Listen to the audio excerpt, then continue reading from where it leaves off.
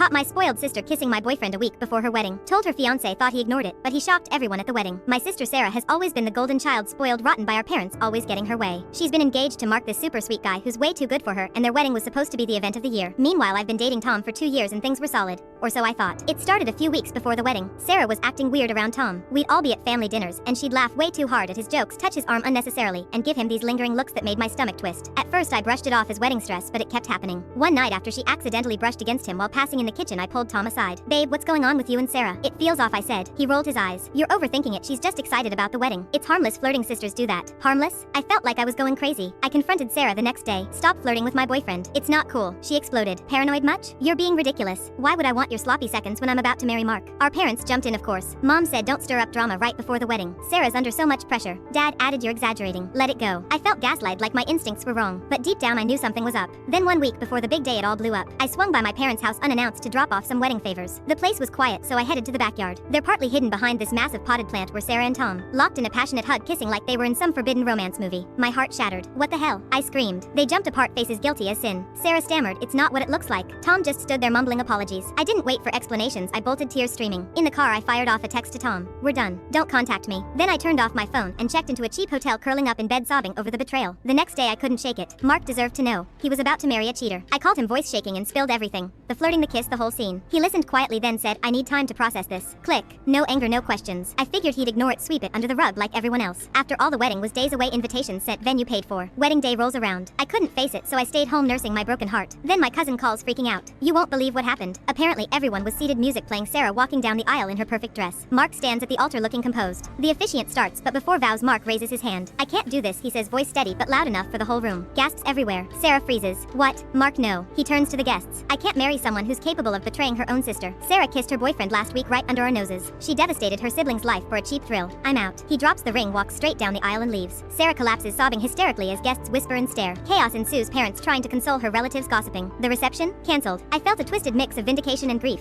Yeah, I was right all along, but my family's in ruins. Sarah won't speak to me, parents blame me for ruining everything, and Tom's ghosted. But Mark? He texted me later. "Thanks for telling me. You saved me."